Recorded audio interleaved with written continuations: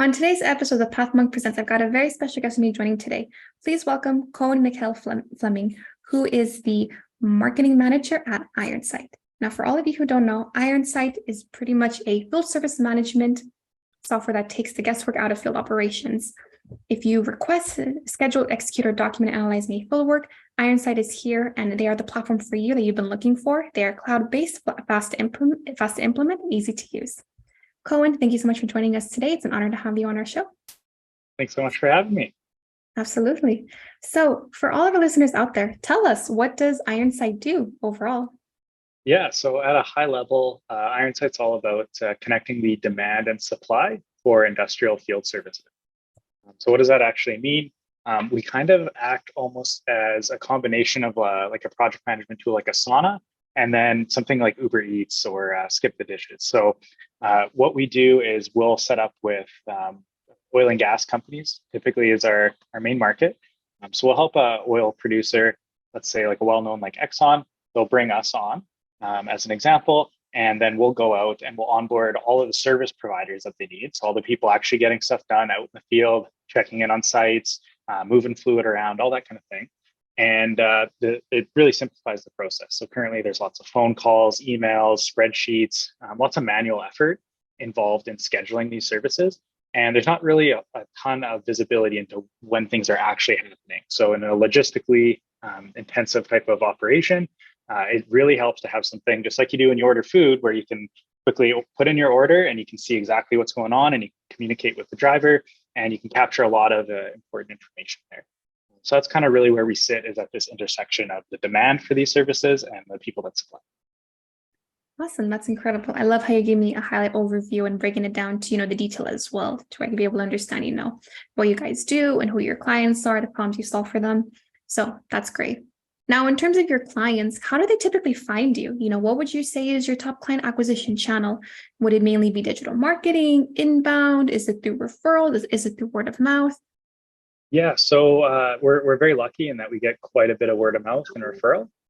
So great products tend to do that. So people get their hands on, they get some experience using it, and they want to tell everyone else about that. But secondarily from that, we get some organic search inbound, some from social channels, and one that's really successful, but very easy to kind of max out, is finding these win-win situations. So these triple wins with partners that they're a lot of these companies that we find these situations with, they're doing technology matching. So their service is going to our clients. We have shared clients. They're trying to find the very best solutions for their problems, and we happen to be a really good solution. So we go and work with these companies. We make sure they know who we are. We try and do webinars with them. We try and make sure they understand what we do, and then they go out and they actually help sell for us, and they connect us, and they're trusted by these customers to find the very best solutions out there. So that's been really great, and typically it's a completely free channel. It just takes some relationship building and being proactive. Yeah, definitely. But I'm glad to hear that, it's been working for you guys as well. And to where, like you said, having a great product, word of mouth and referrals is one of the key things, and it helps with getting new clients as well. So. Yeah. That's great. Now, we're going to switch gears. We're going to talk about the website. So what would you say are the major strengths of the IronSight website? And then where would you say are there opportunities, room for improvement on the website as well? Yeah, so right now, our website is really strong for middle of funnel. And so just a little bit of background of why that is we're in B2B enterprise. So that's typically our sales, and we have very long sales cycles for the most part. And so a lot of what our website is really great at is helping support that kind of middle of the. So there's a little bit of understanding about what we do, maybe coming from a referral, and then we really showcase our product, and that's not something that's very common in our space. A lot of competitors and other solutions, they don't really like to show, kind of what's going on with the product. They like to keep that kind of close to their heart, and only really show people what's going on later. And a big strength of ours is, how simple our product is to use, how easy it is to use. And so we really showcase that. One thing that I would love to improve, and that we're working on now, is just getting the volume of content scaled up. So we have quite a few different use cases and various different tiers and types of businesses that we work with. And so we really want to bring just more content, more education, more support to all of those different audiences.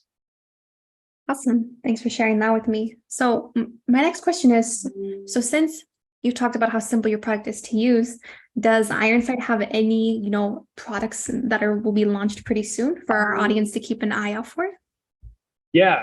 So in this, I don't know if their audience can see any video, but above my head here on my screen, I've got the simple connected workflows.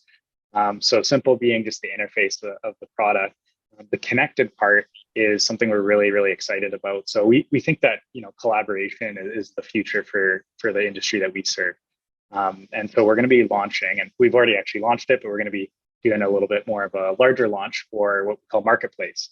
And so what that is allowing all the different users that we have to actually be able to connect their individual instances. So how they're managing their own business with their peers, and just with really whoever they need to. And that's not something that's currently available. It's how work actually gets done in the real world.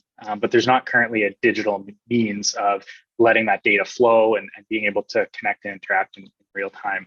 And so one really exciting product launch that we have coming up that's built on this marketplace technology is a product called Water CNX. And what that's going to allow companies to do is actually share. So we kind of specialize in the oil and gas space, and there's water that gets used in their processes, and all these companies really want to be more efficient. So we're going to allow them to essentially share, here's the water resources that I have. And rather than constantly needing to use, fresh water or things like that, they can actually just share some of this water that's already been used. They can quickly treat it themselves. And in that way, just make the process of water management quite a bit more efficient and help them optimize that. Oh, wow, it's really exciting. And that's really cool too, especially what the new tool is going to do. All right, definitely going to keep an eye on. And it's great too for our audience to know as well, so they can be able to keep their eye on the website and what's coming as well. Yeah. Awesome. So now we're going to talk about you as a leader. So what would you say an average day looks like for you?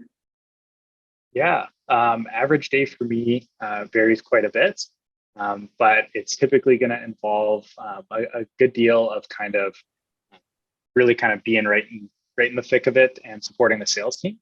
So as I mentioned, we have fairly long, fairly intensive sales cycles. There's going to be anywhere from 4 to 12 different individuals that we're trying to communicate with and get our value proposition across to. So typically part of my day is spent actually building very specific, very tailored content. And then outside of that, there's going to be some graphic design, building out some content, and working on building distribution channels. And then there's also typically going to be at least a little part of my day that's just spent on high-level strategy. And also another little part of my day that's just generally support for the company. So planning team events, helping with other leaders initiatives that they want to get across. But yeah, I can be anywhere from in a strategy meeting to trying to edit the HTML for an email signature so that it shows up properly on mobile. So. Oh wow! So you wear a lot of different hats and you jump from task to task. So very, very agile in your role, it seems like. Yeah. Currently, so I'm the sole marketer on the team at the moment. We do have a content marketing specialist that's away on leave right now. And we're going to be growing the team, but yeah, at the moment, I'm a one-person marketing army. Oh, wow. I give you a lot of props for being a one-person marketing army.